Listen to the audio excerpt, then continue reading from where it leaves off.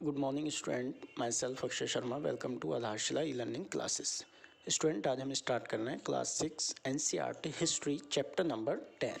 Chapter का name था new empires and kingdoms, part 4। इस पार्ट में हम रीड करेंगे और भी डायनेस्टी के बारे में कि गुप्ता डायनेस्टी के अलावा और कौन कौन सी डायनेस्टी रही हैं उनके बारे में रीड करेंगे, और उनके राजाओं के बारे में रीड करेंगे कि वो किस तरह उन्होंने अपना वर्क किया। आइए तो स्टार्ट करते हैं। Samudragupta is turn figure in the geology list of ancestor of later ruler of the dynasty. Samudragupta के बारे में हमें कहाँ से पता चला? उनके एंसेक्टर के बारे में जानकर, उनकी जियोलॉजी में जो एंसेक्टर के बारे में, पूर्वजों के बारे में लिखा था, और उनके जो बाद रूलर्स हुए हैं उनके बारे में जानकर हमें समुद्रगुप्त के बारे में पता चला। जैसे उनके सन है ना, कौन? चंद्रगुप्त द्वितीय, second. We know about his form, inscription and coins. उनके बारे में हमें कैसे जानकारी हुई? इंस्क्रिप्शन से और कॉइन से जानते हैं, है ना, क्योंकि उस समय जो रूलर्स हुआ करते थे वो इंस्क्रिप्शन लिखवा दिया करते थे कहीं भी स्टोन पर, या फिर अपने नाम से कोई भी कॉइन्स निकलवा दिया करते थे, डायनेस्टी के नेम से कॉइन। ठीक है, तो उनसे हमें उनके बारे में पता चल जाता था। He led an expedition to western India. वो धीरे धीरे फैलते चले गए, कहाँ? वेस्टर्न इंडिया में। Where he overcame the last of the Shaka. Last में उन्होंने किसको एक तरह से ओवरकेम? हराया, शकों को। शक राजा होते थे, उन्हें हराया। According to later belief his court was full of learn people. उसके बाद उनकी जो कोर्ट थी, उनका जो राज्य था, वो धीरे धीरे किससे फुल हो गया? लर्न पीपल से, पढ़े लिखे लोगों से, एक तरह से पोइट से, है ना, जो लर्न पीपल होते थे उनसे। About some of them whom you will read in chapter 7। उनके बारे में जो पीपल हैं, लर्न पीपल जो थे, उनके बारे में हम चैप्टर 11 में रीड करेंगे। नेक्स्ट देखिए, हर्षवर्धन एंड द हर्षचरित्र। हर्षवर्धन एक रूलर से, उनकी जियोलॉजी है हर्षचरित्र, उसमें लिखा है। ठीक है। While we can learn about the Gupta rulers from their inscription and coin। जैसे हम लोगों को गुप्ता डायनेस्टी के बारे में कैसे पता चला? इंस्क्रिप्शन से और कॉइन से। ठीक है। We can find out about some kings, और भी बहुत सारे बारे में हमें उनकी बायोग्राफी से पता चला, है ना, उनके बारे में जो बुक लिखी हुई थी उनसे पता चल जाता है हमें। Harshvardhan who ruled nearly 1400 years ago, आज से 1400 years पहले हर्षवर्धन रूलर्स थे। was one such rulers his court poet बाण भट्ट। उनके जो कोर्ट के पोइट थे, अंडरलाइन कर लेना इसे, कौन थे? बाण भट्ट, उनके कोर्ट में पोइट थे वो। wrote his biography, जिन्होंने उनकी बायोग्राफी लिखी, किस नाम से? द हर्षचरित्र, इसे अंडरलाइन कर लेना। हर्षचरित्र जो है उनकी बायोग्राफी है, ये संस्कृत का वर्ड है, संस्कृत में लिखी गई है। This gives us the geology of Harsha. उन्होंने हर्ष के बारे में लिखा है उनमें। And the ends with his became king, और जब तक वो राजा बने, जब तक उनकी बायोग्राफी में लिखा है, कब से? स्टार्टिंग से, जब तक वो किंग बने, जब तक के बारे में लिखा है। उसके बाद वेंग सिंग अबाउट हुम, ये तो जानते हैं ना, चाइनीज पिलग्रिम्स थे। About whom you read in chapter 9, जिनके बारे में हमने चैप्टर 9 में रीड किया है। Also spend a lot of time at Harsha court. उन्होंने भी अपना टाइम हर्षवर्धन जो थे उनकी कोर्ट में स्पेंड किया, रुके वो कुछ time. And left A detailed account of what he सा, और उनके बारे में जो उन्होंने देखा वो अपनी एक तरह से बुक में डिटेल में लिखा उन्होंने। नेक्स्ट पेज पे आते हैं। Harsha was not the eldest son of his father. जो हर्ष थे वो अपने फादर के बड़े बेटे नहीं थे। ठीक है, जैसे आपने कुछ देखा है कि बड़ा बेटा क्या होता था? राजा के बाद उसका बड़ा बेटा जो है राजा बन जाता था। लेकिन जो हर्ष थे वो अपने फादर के बड़े बेटे नहीं थे, but become king of Thanesar after both his father and Elder brother. उन्होंने क्या किया था? अपने जो उनके फादर थे और उनके ब्रदर थे, उनकी डेथ के बाद वो क्या करे? थानेसर के किंग बने, राजा बने एक तरह से। His brother in law was rulers of Kannauj, और उनके जो ब्रदर इन लॉ थे वो कन्नौज के रूलर्स थे। And he was killed by the ruler of Bengal. उन्होंने बंगाल के एक तरह से रूलर्स को मारकर कन्नौज पे रूल किया था। Harsha took over the kingdom of Kannauj. जब बंगाल के रूलर्स ने उन्हें मार दिया था, किन्हें? हर्षवर्धन के ब्रदर इन लॉ को।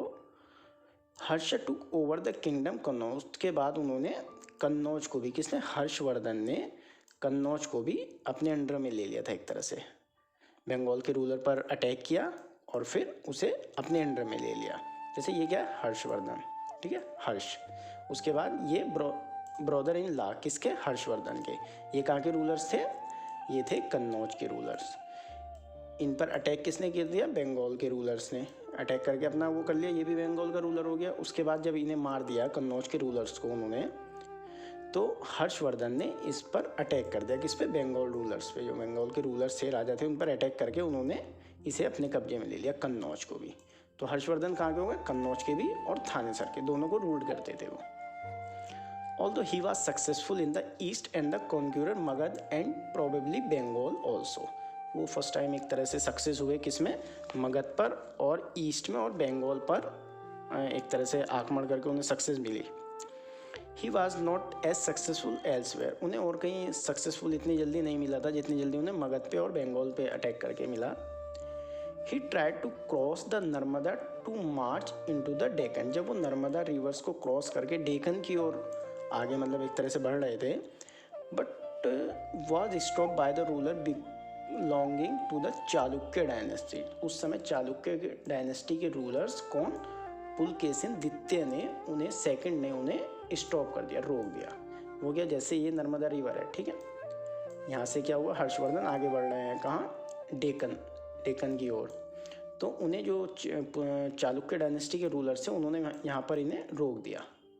वो कौन थे, चालुक्य डायनेस्टी के रूलर, पुलकेशिन सेकंड। आइए नेक्स्ट देखते हैं। अब हम रीड करेंगे पल्लवास, चालुक्य और पुलकेशिन की प्रशस्ति के बारे में। आइए देखते हैं।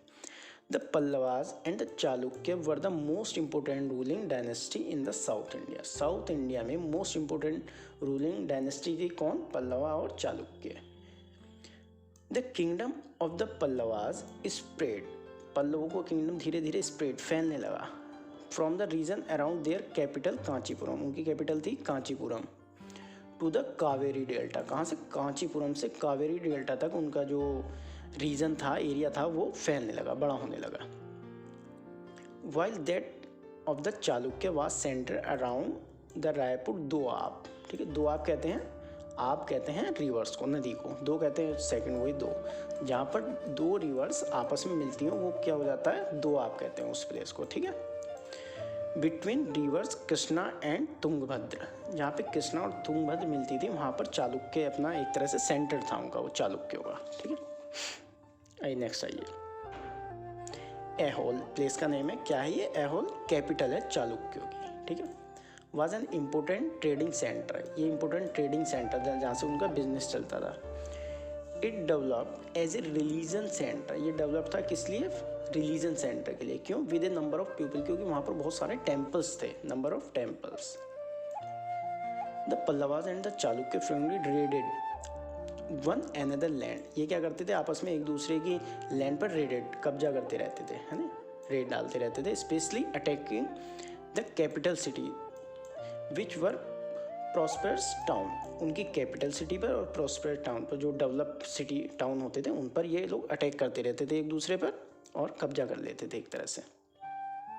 आई next, the best known Chalukya ruler was Pulakeshin second, Chalukya dynasty के बेस्ट रूलर थे Pulakeshin second. We know about him from prashasti, उनके बारे में हमें प्रशस्ति से पता चलता है, जो composed by the court poet Ravi Kirti, जो उनके कोर्ट के पोएट रवि कीर्ति थे उन्होंने कंपोज की थी, इसे अंडरलाइन कर लेना। एक तरह से चालुक्य डायनेस्टी के पोएट थे Ravi Kirti. This tell us about his ancestor, उन्होंने उनके एंसेक्टर पूर्वजों के बारे में बताया हमें, who are track back through 4 generation from father to son, और उनके 4 जनरेशन के बारे में भी हमें उनसे पता चला। Pulakeshin इविडेंटली got the kingdom from his uncle, Pulakeshin को जो अपना एक तरह से किंगडम मिला था वो किससे मिला था, अपने अंकल से मिला था, चाचा से मिला था। आई नेक्स्ट पेज देखते हैं। अकॉर्डिंग टू रवि कीर्ति के according, he led expedition along both the western east coast, Ravi Kirti के अकॉर्डिंग क्या हुआ, ये जो ईस्ट और वेस्ट कोस्ट थे उधर जो है इन्होंने एक तरह से स्प्रेड किया, अपने किंगडम को फैलाया। Beside he check the advance of Harsha there is an interesting play of word in the poem. ये जो है इंटरेस्टिंग प्ले रहा है जिसमें हर्ष, जो हर्षवर्धन का ही नेम हर्ष है, ये मीन्स हैप्पीनेस। उसका मीनिंग क्या बताया उन्होंने? हर्ष का मीनिंग हैप्पीनेस, खुश रहने वाला हमेशा, है ना। The poet says that after this defeat Harsha was no longer Harsha. वो कह रहे, डिफेट कहते हैं हारने को। कुछ टाइम बाद जो पोइट ने लिखा कि वो जब हारे लड़ाई में तो उसके बाद वो Harsha was no longer Harsha, मतलब वो खुश नहीं रहे एक तरह से।